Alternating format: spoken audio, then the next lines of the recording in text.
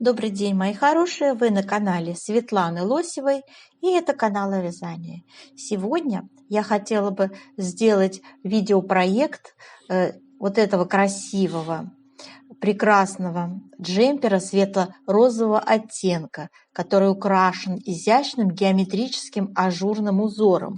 Благодаря особой технике вязания узор кокетливо расширяется кверху, образуя роскошную треугольную вставку, которая служит стильным акцентом для вашего образа. Эта модель связана в свободном стиле. Это значит, что она не стесняет движений и идеально подходит для повседневной носки. Рукава имеют небольшой окат. Это добавляет комфорта и изысканности. Скошенные плечи придают модели еще больше шарма и элегантности. Джемпер связан из мягкой, приятной к телу хлопковой пряжи, который является идеальным выбором для весенне-летнего гардероба. Я думаю, что если вы захотите связать эту модель, то в этом нежном розовом цвете она станет вашим любимым предметом одежды, который будет помогать вам создавать романтичный и женственный образ. Сегодня я сделала расчеты вам для этой модели на разные размеры. То есть у нас с вами будет описание джемпера составлено, которое я выкладываю под видео в виде текста. Кроме того, мы с вами свяжем образец узора. Я расскажу, как я делала расчет для этой модели. Все конструктивные особенности вязания рассмотрим с вами. Вот. И, конечно же, сейчас я покажу вам пряжу, которую я подобрала для вязания этой модели. Для вязания этого джемпера я выбрала пряжу Alize Cotton Baby Soft. Это турецкая пряжа, всем известная. У нас полухлопок, 50% хлопок и 50 акрил. Приятный такой цвет розовый, 161, по-моему. Так, и в 100 грамм 270 метров. Спицы 3,5. И вот таким образом у нас идет с вами, располагается узор. Второй раппорт, как вы видите, я не связала до конца. Моя задача была показать, как вяжется этот узор. Вот. И, в общем-то, очень хорошо и легко, логично вяжется данный узор. Как вы видите, да? Начинаем мы. Наша кокеточка начинается, узор начинается вот таким вот треугольничком с одного центрального. И далее у нас идет расширение. Расширение каждый раз по одному раппорту справа и слева. Зеркально-симметрично вяжется. Очень логичный и простой узор для начинающих буквально. И мы с вами его сегодня будем вязать. Я покажу, как присоединить с двух сторон вот эти вот два раппорта. Кому будет интересно, посмотрите. Так, а сейчас выкройка, схема. Расчеты я буду делать вот по такой выкройке. Здесь у нас все детали вяжутся раздельно, спинка перед. Имеется скос плеча, свободный крой. Мы не вывязываем пройму, но делаем маленький такой небольшой невысокий окат у рукава. Вот. И все нюансы расчета я вам расскажу в расчетной части позже, после того, как мы с вами свяжем образец узора и когда мы сделаем расчет плотности. После этого начнется расчетная часть, где я вам все подробно расскажу и по ширине, и по длине изделия, и где сколько петель мы набираем, и как я рассчитывала эти петли, как располагаем узоры, чтобы у нас получился такая красивая ажурная кокетка. При вязании образца узора я тоже заострю на этом внимание особое, как получить такой красивый расширяющийся клин ажурный. Вот. И, в общем-то, все это мы с вами обговорим. Сейчас я покажу вам схему узора. Схема узора вот таким образом выглядит. Ширина раппорта 12 петель, высота раппорта 26 рядов. Условное обозначение на схеме: пустой квадрат – это лицевая петля, круг – накид. Вот этот знак обозначает 2 вместе лицевой с наклоном вправо, это 2 вместе лицевой с наклоном влево. Треугольник равнобедренный – это 3 вместе лицевой с выделением центральной петли. У этого узора есть своя особенность. То есть вот эта вертикальная черта – это лицевая, я ее подчеркнула. Пустой квадрат и вертикальная черта – это лицевые петли. Так я обозначаю, и выделила я ее специально, вот эту вот лицевую, чтобы было заострялось внимание. Так, ну, в общем-то, с этим тоже все понятно, да? При вязании узора, обратите внимание, у нас клин начинается с одного раппорта центрального. Здесь вот плохо видно, а вот по спинке очень хорошо видно. Сейчас я вам продемонстрирую. Давайте до спинки дойдем. Смотрите. Вот у нас идет, начинается клин. Видите, да? С самого низа идет. Затем, провязав раппорт, высоту, у нас справа-слева добавляется по одному раппорту в ширину, да, и вяжется следующая часть, уже 3 раппорта подряд. Далее все это проводится в центре полотна. Обратите внимание, спинка перед одинаково связана, разница лишь в высоте выреза горловины. Далее добавляется еще раппорт. После еще одного раппорта в высоту, в ширину добавляется справа-слева, и их уже становится 5 раппортов, а не 3 в ширину. И так далее, в зависимости от выбора вашей пряжи. Чем тоньше она, тем она будет ближе приближена к этому варианту, который перед вами сейчас на фотографии. Теперь давайте к рукаву перейдем. Смотрите, вяжется у нас здесь также клином, такой же принцип прибавки, но узор начинается, как видите, не с самого начала рукава, да, а где-то провязав сантиметров 10 отступ, просто лицевой гладью у нас идет вот эта вот уже ажурная часть начинается. То есть это учтите. Здесь у спинки переда с самого начала, от планки нижней, от резинки идет такое ажурное оформление, а у рукава спустя небольшое расстояние просто лицевой глади. Как я говорила, окат небольшой вы видели у рукава, да, скос плеча виден, да. Мне не нравится, честно сказать, как обработан вырез горловины, но это машинная вязка, поэтому в своих описательной части я рассказываю, что здесь мы обвязываем один ряд изнаночными петлями, и закрытие петель происходит по изнаночной стороне, чтобы здесь тоже был еще один изнаночный ряд. То есть вот такое вот оформление выреза горловины на ваше усмотрение. Можно сделать обычную планку, связать не широкую, сантиметров 2-3, резинкой 1 на 1, тоже будет хорошо смотреться. То есть вот эти вот особенности я вам хотела как раз, девочки, донести. И, конечно же, у нас будет с вами часть текстовая. Вот такое описание, девочки, я составила, и я его выложу под видео в виде текста. То есть здесь у нас рассматриваем размеры 42, 44, 46 российский. Это первый размер. Второй размер я объединил 48, 50, 52. Очень легко я вам расскажу, как поменять ширину и длину в расчетной части под ваши мерки индивидуальные. Вы это все услышите, я это озвучу. Так, ну а сейчас у нас с вами вязание образца узора. Для вязания образца я набрала 39 петель, спицы 3,5 у меня.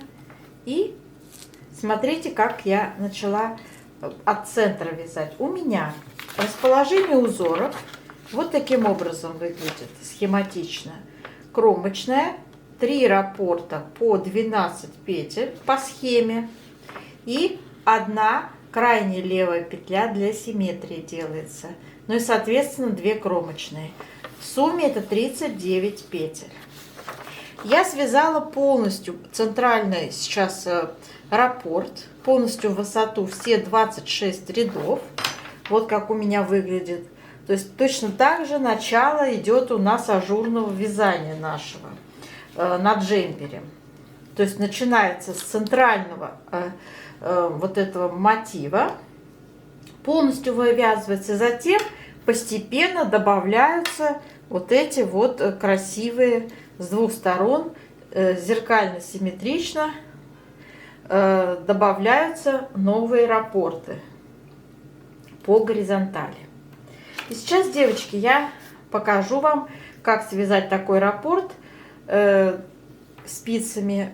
Вот я сейчас на примере, как мы будем добавлять. То есть вот этот раппорт центральный вы можете самостоятельно связать, а я покажу вам порядно вообще вывязывание этих раппортов и присоединение их друг к другу по горизонтали. Итак, первый ряд у нас кромочную сняли, и мы вяжем с вами 4 лицевые. 1, 2, 3, 4. 2 вместе лицевой с наклоном вправо. Накид, лицевая, накид, 2 вместе лицевой с наклоном влево, 3 лицевые. 1, 2, 3. Все, раппорт у нас с вами полностью связан. Теперь мы вяжем с вами второй раппорт. Также мы вяжем по схеме. Точно так же 4 лицевые. 1, 2, 3, 4. 2 вместе лицевой с наклоном вправо. Накид. Центральная лицевая получается. Снова накид. 2 вместе лицевой с наклоном влево. И 3 лицевые. 1, 2, 3. Связали второй раппорт. Вяжем с вами третий раппорт. Присоединяем, то есть еще один раппорт слева для нашей ажурной кокетки. Также 4 лицевые вяжем. 1, 2, 3, 4. 2 вместе лицевой с наклоном вправо. Делаем накид, лицевая, снова накид, 2 вместе лицевой с наклоном влево, 3 лицевые. 1, 2, 3. И на этом раппорт у нас заканчивается. И у нас, как я говорила, одна петля у нас с вами для симметрии лицевая. Вот мы ее провязываем. Кромочную вяжем изнаночной. Переворачиваем. Все четные ряды мы вяжем, как смотрят петли. Ну, то есть они у нас все изнаночные, в том числе и накиды. Это вы можете связать самостоятельно. Вяжем третий ряд узора. Кромочную сняли и вяжем 3 лицевые, 2 вместе лицевой с наклоном вправо, накид, 3 лицевые, 1, 2, 3, снова накид, 2 вместе лицевой с наклоном влево и 2 лицевые остались. Раппорт связан. Второй раппорт вяжем. 3 лицевые, 1, 2, 3, 2 вместе лицевой с наклоном вправо,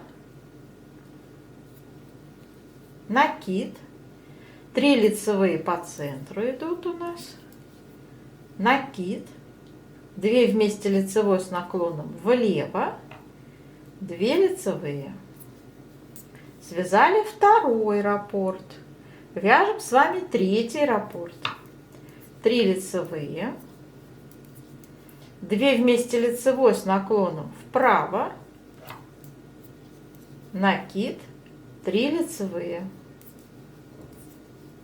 Снова накид, 2 вместе лицевой с наклоном влево и 2 лицевые. Связали третий раппорт. 1 лицевая для симметрии, кромочная, изнаночная. Переворачиваем 4-й ряд, вяжем, как смотрят петли, то есть все изнаночные. Вяжем с вами 5-й ряд.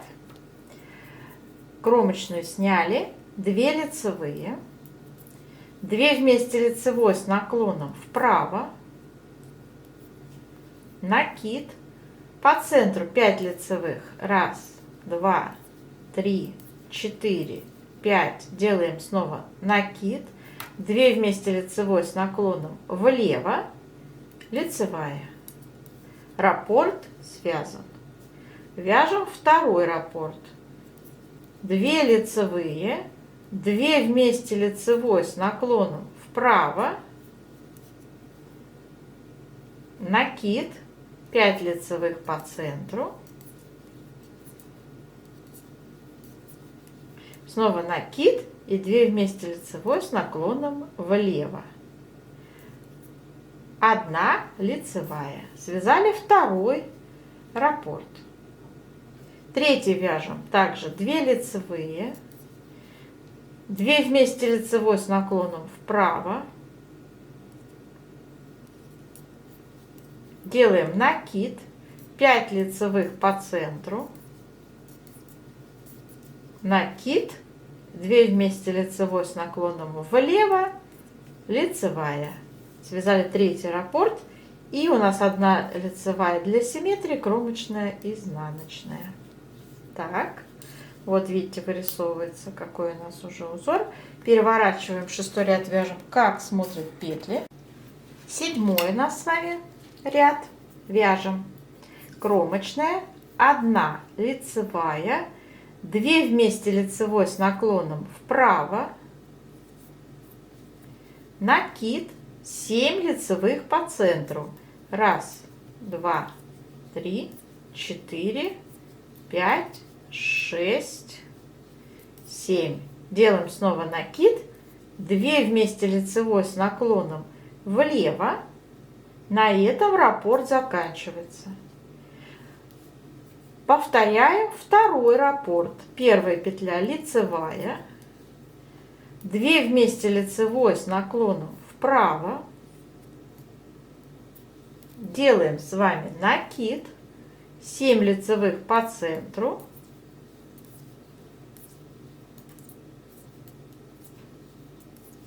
снова накид, 2 вместе лицевой с наклоном влево. На этом 2-й раппорт мы связали.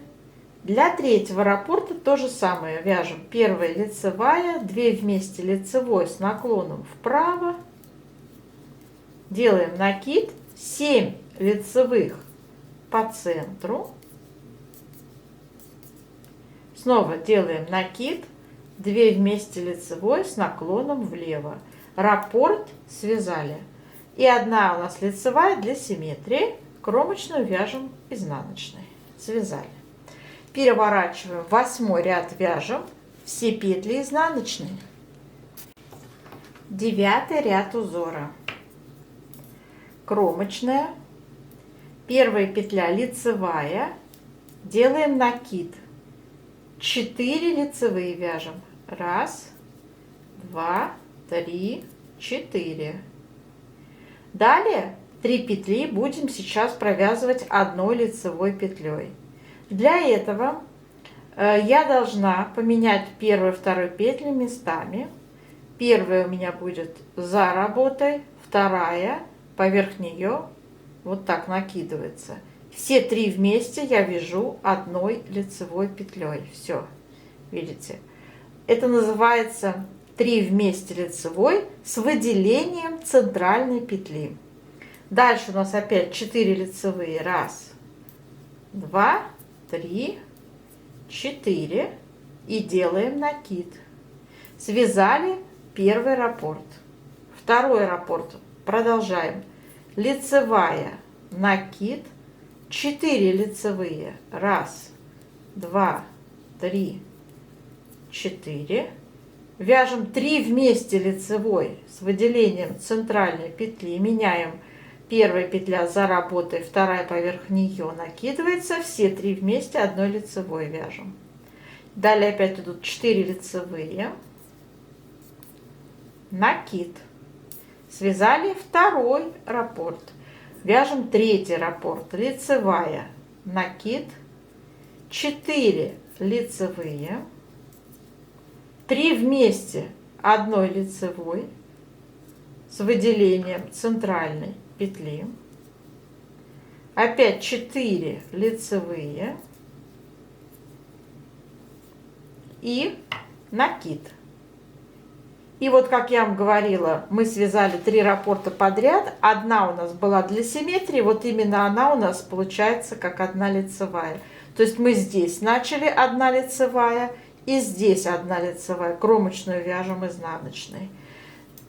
Именно так у вас должно и полотно считаться, когда вы будете делать окончательные расчеты по узору. Вам обязательно это надо будет учитывать, девочки, обязательно. Вот эту одну крайне левую лицевую для симметрии. Если вы будете вязать по кругу на круговых спицах, то этой петли для симметрии делать не надо. Переворачиваем и 10 ряд, вяжем все петли изнаночные. Вяжем 11 ряд точно так же, как 9. Сейчас мы вообще будем все ряды вязать до 25, как 9. Абсолютно. То есть я показываю еще раз то же самое. Кромочную сняли. Первая петля лицевая. Делаем накид. Снова 4 лицевые. 1, 2, 3, 4. И 3 вместе лицевой с выделением центральной петли. Меняю первую, вторую петельки местами. Первая за работой, вторая поверх нее. И все 3 провязываю одной лицевой. 4 лицевые. Накид. Связали первый раппорт. Вяжем второй раппорт также. Лицевая, накид, 4 лицевые, 3 вместе лицевой с выделением центральной петли, снова 4 лицевые, делаем накид, связали второй раппорт, третий раппорт вяжем также лицевая, накид, 4 лицевые, 3 вместе лицевой с выделением центральной петли, 4 лицевые, делаем накид, третий раппорт связан, и у нас с вами лицевая для симметрии, кромочная, изнаночная. Переворачиваем 12 ряд, вяжем все петли изнаночные. И дальше, девочки, я показывать не буду. Вы вяжете все, как 9 ряд, все ряды вплоть до 20, получается, 6 ряда. И отсюда у нас пойдет новое расширение, добавляется еще один раппорт. Ну, в моем образце этого нет, у вас на полотне вашего джемпера это будет все учтено вот по такой схеме. Вот по такой схеме, об этом мы поговорим, когда наступит расчетная часть по вязанию. Так, а сейчас наша задача закончить это полотно вязаное, связать до конца, да, сделать расчет плотности, и далее уже пойдет расчетная часть. Я вам буду рассказывать по размерам, сколько петелек набирать. Делаем влажную тепловую обработку образца с помощью горячего утюга, горячего пара. Обдаем наш образец, он становится влажный, податливый. Мы его хорошенько тянем по вертикали, по горизонтали. Очень влажный такой получается у нас вариант. Давайте сейчас края еще тоже рассмотрим. Может быть, даже с изнаночной стороны это будет проще сделать.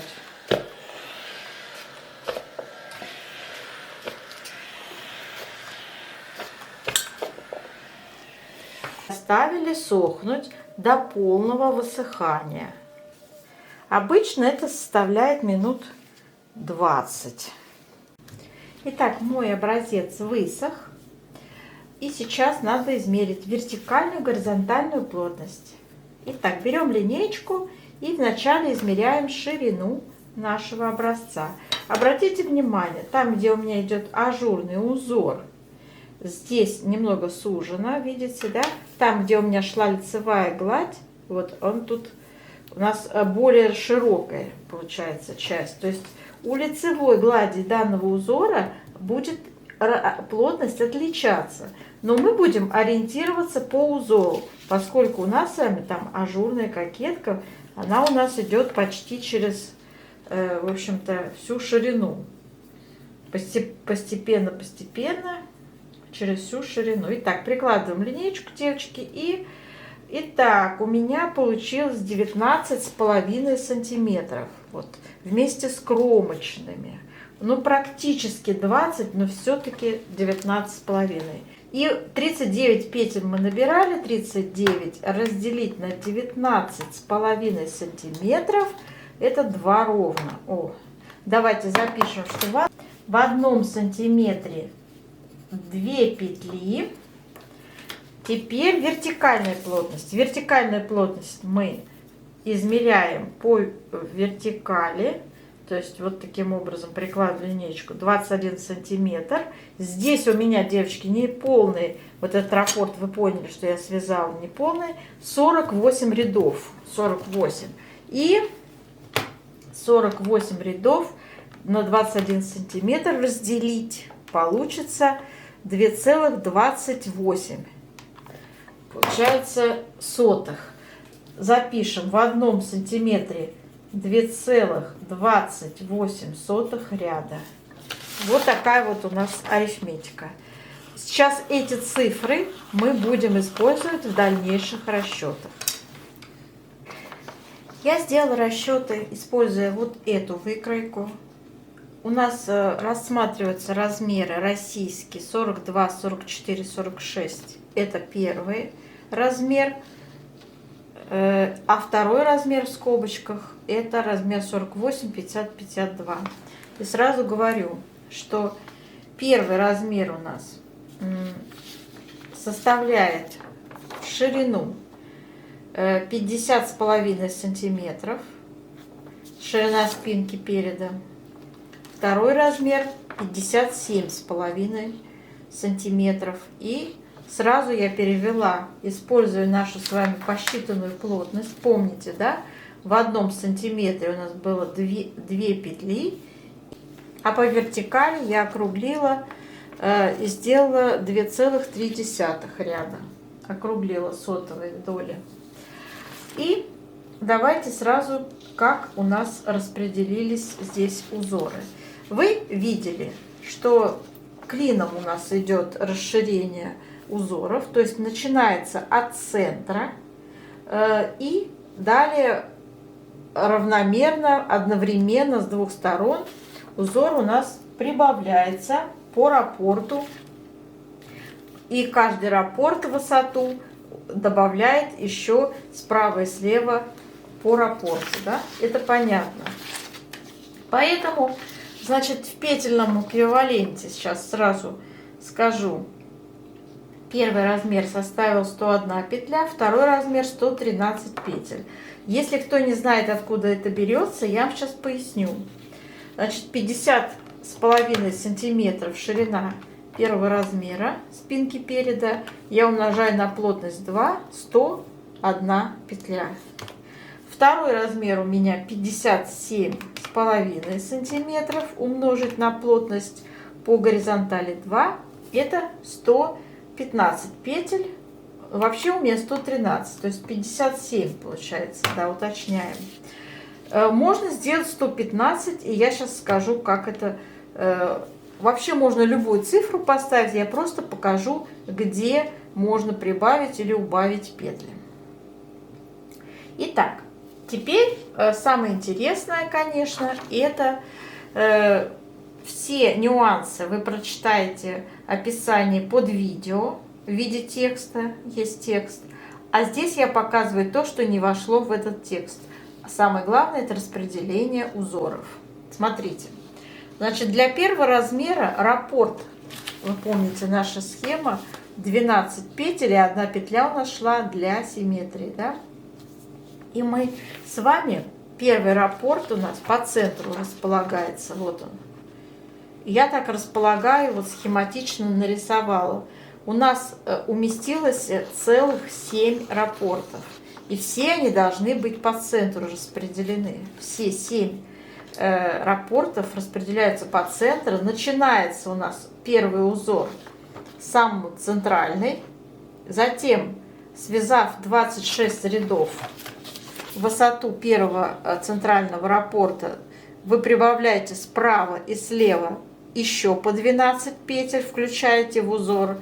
Еще 26 рядов в высоту вяжете, и так последовательно до той высоты, которая вам будет, собственно, нужна по вашему росту, по вашим меркам индивидуальным. Так, и у меня получилось, что начинается у меня вязание с кромочной и 7 лицевых, затем 7 раппортов подряд по 12 петель, 1 петля крайне левая лицевая, как мы вязали в образце только что с вами, да.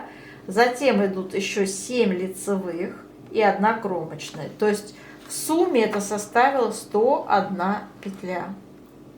Вот таким образом у меня получилось на первый размер распределение узоров. Вы можете подкорректировать вот эту ширину под себя.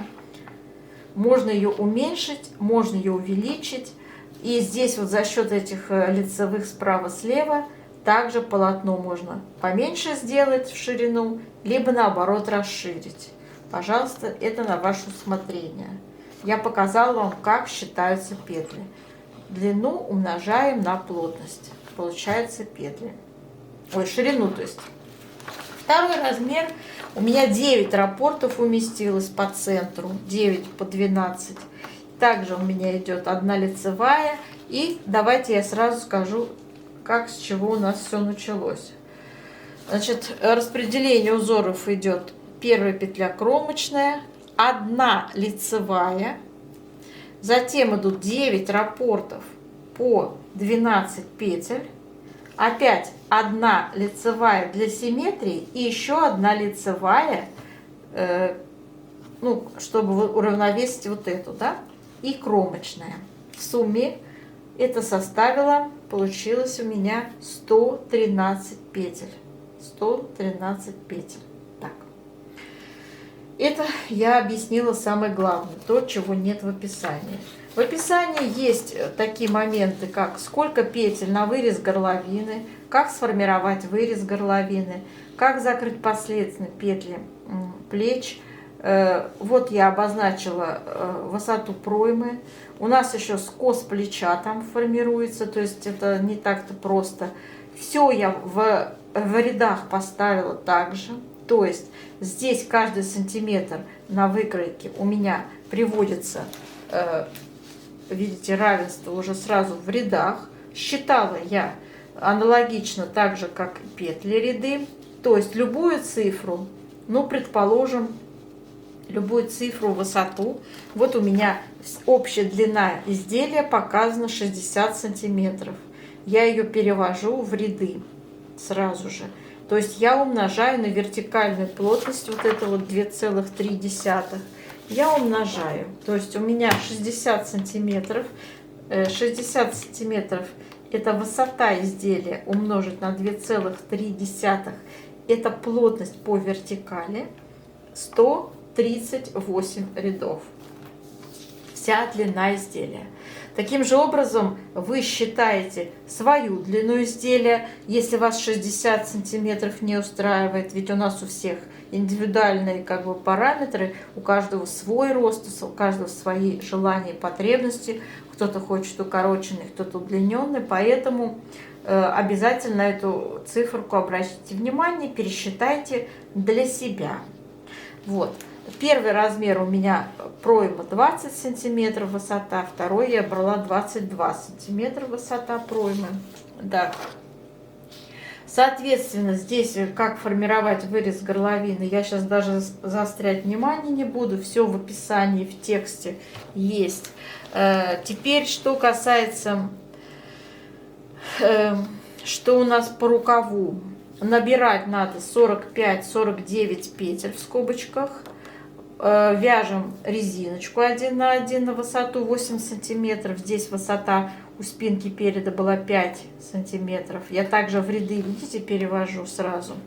Вот. Затем в последнем изнаночном ряду резинки мы равномерно прибавляем петель так, чтобы у нас получилось 55 и 63 для второго размера.